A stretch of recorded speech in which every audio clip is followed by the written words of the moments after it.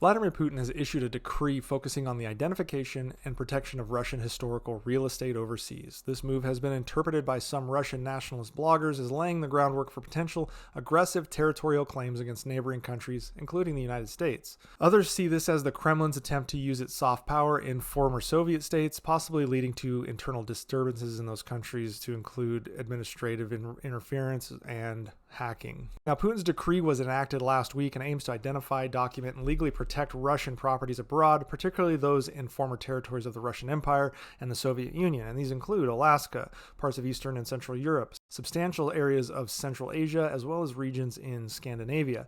Now, the Russian Foreign Ministry and the Presidential Administration's Foreign Property Management Enterprise are responsible for implementing these measures, which includes locating, registering, and safeguarding the relevant properties. However, the exact parameters of what is classified as current or historical Russian property remains unclear in the document, as well as what the terms safeguard or protect mean with regard to potential military force being used by Russia in places like Alaska or Scandinavia or other places.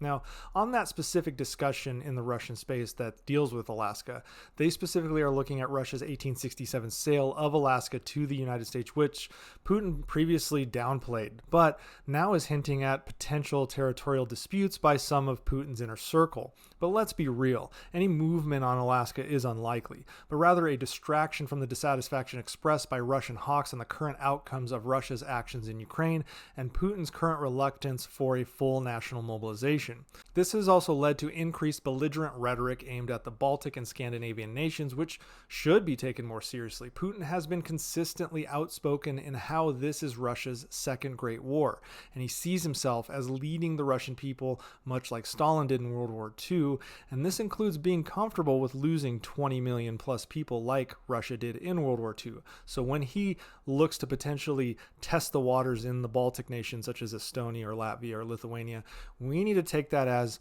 potentially a real policy, not some sort of belligerent saber rattling like potentially trying to annex Alaska.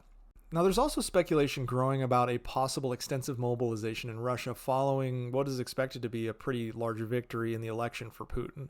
Putin has shown no signs of reducing his ambitious goals in Ukraine, and there are expectations that he is going to continue to ramp up military operations all the way through 2024.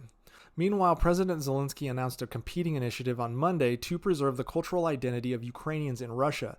Zelensky signed a decree titled "On the Territories of the Russian Federation Historically Inhabited by Ukrainians," and it aims to reaffirm historical truths about Ukraine's past. The decree identifies several Russian regions, including the border areas of Bryansk, Kursk, Belgorod, and southern Krasnodar, as historically Ukrainian.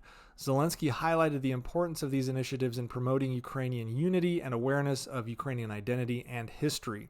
Ukrainian officials are tasked with developing plans to maintain the national identity of Ukrainians in these Russian territories. Now, it's worth noting that nothing in Zelensky's decree points to protecting or safeguarding like Putin's does, meaning this is just an educational process for Zelensky and the Ukrainians. Now, consummate Putin stooge Dmitry Medvedev, who is the current head of Russia's Security Council, downplayed Zelensky's decree and maintains that the Russian stance on Ukraine is they are part of the Russian identity and that Ukraine is historically linked to Russia. Putin has also viewed Ukraine as historically part of Russia as well. Now, Russia has long used cultural identity as a strategic tool in its dealings with Ukraine and other countries around the world, largely to justify the reasons it does things that it does, including invading other countries and conducting ethnic cleansing like we saw in Crimea. This is largely a product of shrinking Russian influence, economic strength, population, and stature among the nations of the world, so they fiercely fight in an attempt to regain the relevance they have lost over the last 50 years.